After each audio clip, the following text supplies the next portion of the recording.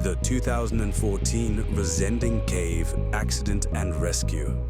On a cold Sunday, June 8, 2014, 3 cavers descended into the depths of Germany's deepest and longest cave system. What began as an ambitious exploration beneath the towering Untersberg mountain would soon become one of the most complex and dangerous cave rescues in history. This is the harrowing true story of Johann Westhauser, a 52-year-old physicist and veteran cave explorer whose decades of experience still could not prepare him for the disaster that awaited more than 1,000 meters underground.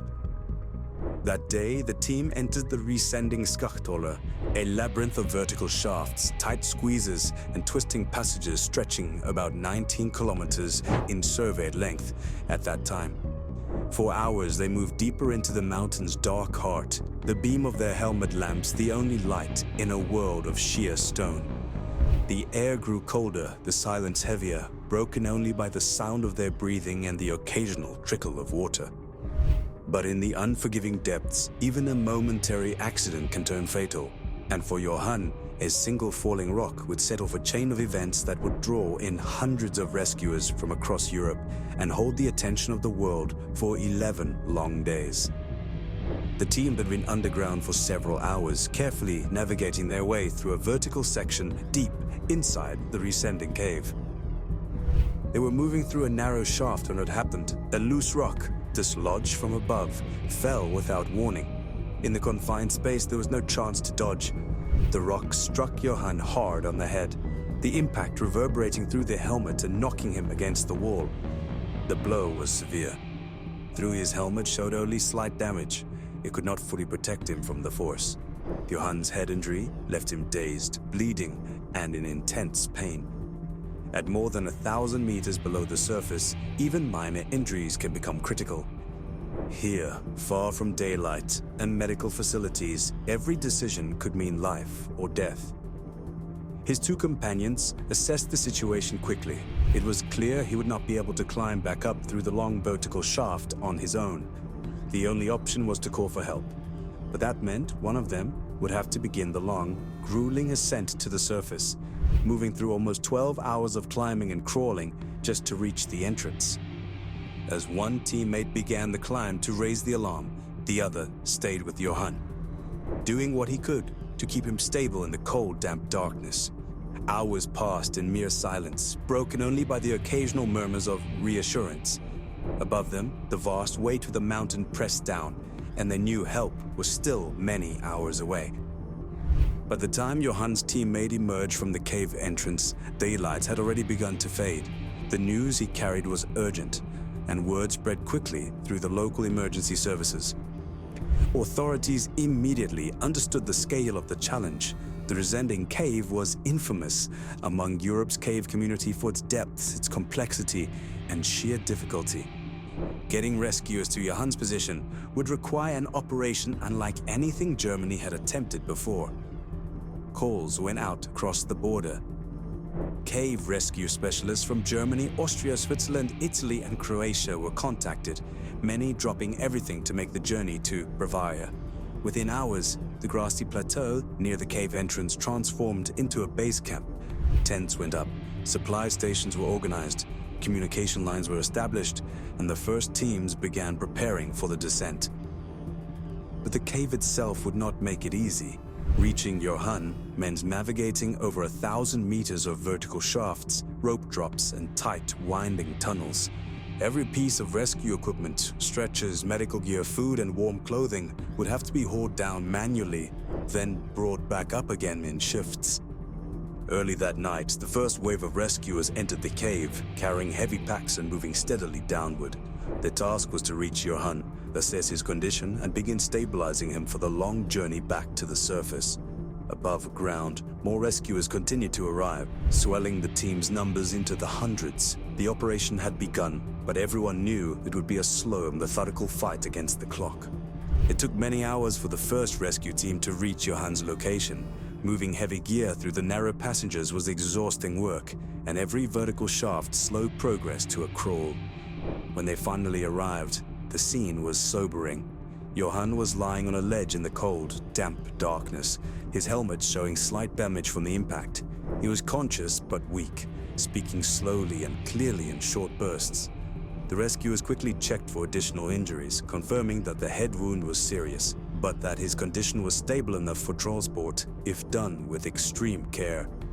In the confined space, they unpacked medical supplies and set up a small treatment area. A physician cleaned and dressed the wound, applied bandages, and gave Johann fluids to prevent dehydration. Days later, another emergency physician, Dr. Martin Buxu, reached him and confirmed the diagnosis of a traumatic brain injury before approving a careful extraction. The cold was an enemy almost as dangerous as the injury, so Johann was wrapped in insulating blankets to hold in as much body heat as possible. A cave-link communication system was set up to relay text messages through the rock to the surface, allowing the rescue coordinators to receive updates in real time. Above ground, the news that Johann was alive gave a surge of energy to the hundreds waiting to assist. But the team knew the hardest part was still ahead. Extracting an injured man from over 1,000 meters underground was not simply a climb. It was a logistic marathon. Every section of a cave would need to be prepared with fixed ropes, hauling systems, and resting points. And with the risk of falling rocks, sudden drops, and tight squeezes, even the smallest mistake could have deadly consequences. The extraction began in carefully planned stages. Johann was secured into a specially designed rescue stretcher, a rigid shell lined with padding to protect him from further injury. Every strap was checked twice, ensuring he could be moved vertically and horizontally without shifting inside. The first challenge was the vertical shafts. These deep marrow drops could only be navigated by setting up rope systems that allowed the stretcher to be hauled up or lowered with precision. In some sections, rescuers used a counterweight hauling method, where one team pulled upward while another descended on the opposite side, balancing the load to reduce strain. Progress was painfully slow. In places, the passageways were so tight that the stretcher barely fit. Rescuers had to chip away rock edges or shift large stones by hand to create just enough clearance. Every meter forward required constant coordination. One rescuer guiding the stretcher from the front, another from behind, while a line of team members relayed it upward or downward along the ropes. Rest stops were critical. At designated ledges and wider chambers, Johann was given breaks, checked again for signs of swelling, infection, or shock. Food and warm fluids were administered in small amounts. Throughout it all, he remained remarkably calm, speaking occasionally to the rescuers, acknowledging their efforts.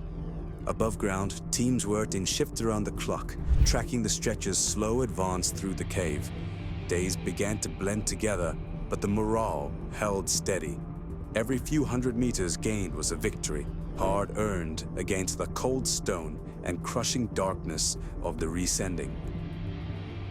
As word of the accident spread, the scale of the rescue grew into something unprecedented for the European cave operations. By the second day, the base camp above the Riesending had turned into a small village of tents, supply depots, and command centers. Helicopters ferried in equipment from across Germany, Austria, Switzerland, Italy, and Croatia, while specialized cave rescue teams arrived with their own gear and expertise.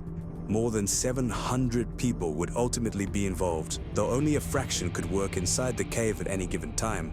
The narrow vertical passages meant that movement had to be staggered, and strict entry and exit schedules to avoid bottlenecks. Above ground, coordinators mapped every section of the route, marking problem areas and assigning fresh crews to replace exhausted ones. Food, medical supplies, and ropes were shuttled constantly down the cave in a chain of human relays. In some areas, the sheer drop was so great that the only way to get equipment to the rescuers below was to lower it on long rope lines, a process that could take hours for a single load. Every item had to be secured, as a falling piece of gear could injure someone or block a critical passage. Environmental hazards were a constant concern. Underground waterfalls, strong drafts, vertical drops, and cold, damp air added to the physical strain on rescuers. Every shift demanded intense concentration, and many cavers emerged with bruises, muscle fatigue, and raw hands from hauling ropes and equipment for hours at a time. Yet morale remained remarkable. Crews from different nations worked side by side, communicating in a mix of languages and technical signals. Every person knew they were part of something historic, a rescue so complex a failure had seemed possible from the very beginning. By the 9th day underground, the stretcher had covered most of the vertical distance but still faced some of the cave's most difficult terrain. The final sections were narrower, twisting squeezes and sharp accents were where even experienced cavers moved with caution. Rescuers prepared Johann for the last stages, checking his bandages, giving him warm fluids and tightening the stretcher straps one last time. Every move was deliberate. The rock walls in these passages left almost no margin for error, and some turns required tilting the stretcher at awkward angles just to fit through. Above ground, the anticipation built. Families, journalists, and rescue coordinators waited near the entrance, where the medical tent stood ready to receive him. Helicopters hovered nearby, engines on standby for the flight to a trauma center. On June 19th at 11:44 a.m., after 11 days of relentless work and 274 hours underground, the final rescue team emerged from the cave entrance, guiding the stretcher into daylight. The crowd erupted in applause as Johann was handed over to the paramedics. His face was pale, his expression calm but exhausted, the relief clear in his eyes. Moments later, he was loaded into the waiting helicopter. The rotors thundered to life, lifting him towards the BG Unfallklinik in Mornai, a specialist trauma hospital. Doctors later confirmed that despite the severity of his injury and the ordeal underground, he was expected to make a strong recovery. For the rescuers, the moment was both triumphant and humbling. They had achieved what many thought impossible, bringing a man out alive from one of the deepest and most dangerous cave systems on Earth. In the days that followed, the Riesending rescues were hailed across Europe as a triumph of skill, endurance, and international cooperation. Experts called it one of the most technically challenging cave rescues ever attempted, not only because of the depth, but because of the scale of coordination required. Johann Westhauser, recovering in the BG Unfallklinik in Mornai, was closely followed by the public. Messages of support poured in from around the world, praising both his resilience and the dedication of the rescuers who refused to give up, even when the odds were steep. For the caving community, the operation reinforced a sobering truth. Experience and preparation can reduce risk, but the underground environment will always remain unpredictable and dangerous. The rescue left a lasting mark on how future cave operations were planned. Detailed route mapping, specialized medical training for underground teams, the use of cave-link communication systems, and rapid international coordination protocols all became part of its legacy. Many of the rescuers who worked together in Bavaria would later collaborate on many other missions, carrying the lessons of Riesending into new challenges. For Johann, the incident was life-changing. He later returned to caving activities, often speaking about safety, preparation, and the importance of teamwork in extreme environments. And for the people who were there, hauling equipment through endless vertical shafts, standing in icy water for hours, or simply waiting above ground through sleepless nights, the memory of those 11 days would never fade. It was a reminder that even in the darkest places, human determination and cooperation can find a way to bring someone home.